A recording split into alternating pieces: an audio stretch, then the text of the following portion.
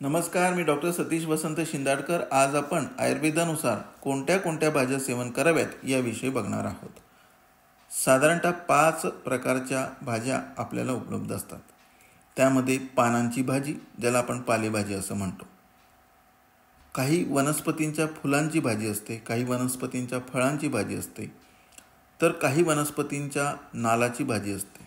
कंदाची भाजी, ज्याला आपण कंदमुळं असं म्हणत असतो, अशी देखील भाजी असते। म्हणजे अशा 5 प्रकारच्या भाज्यांचे वर्णन आपल्याला आपल्या आयुर्वेदामध्ये आढळतात।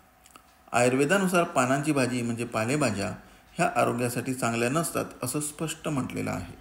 आणि आजच्या परिस्थितीचा विचार केला तर पालेभाज्यांवर जी रासायनिक फवारणी होते ती अधिक धोकेदायक असते। म्हणजे आयुर्वेदानुसार आणि आजच्या परिस्थितीनुसार पालेभाज्या आपण सेवन करू नये असा निष्कर्ष निघतो।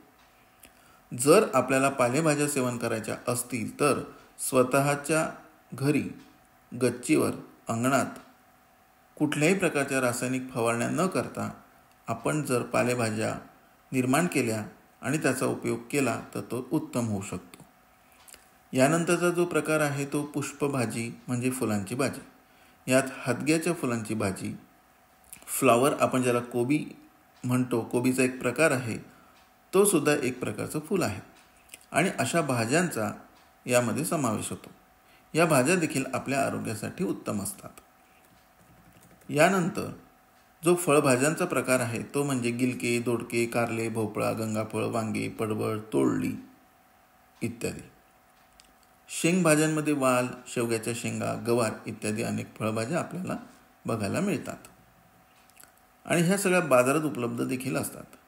या सर्व प्रकारच्या भाज्या आयुर्वेदात आणि आयुर्वेदाला अपेक्षित असणाऱ्या तसेच आपल्या आरोग्याला, आपल्याला शतायुषी करण्यासाठी श्रेष्ठ आहेत।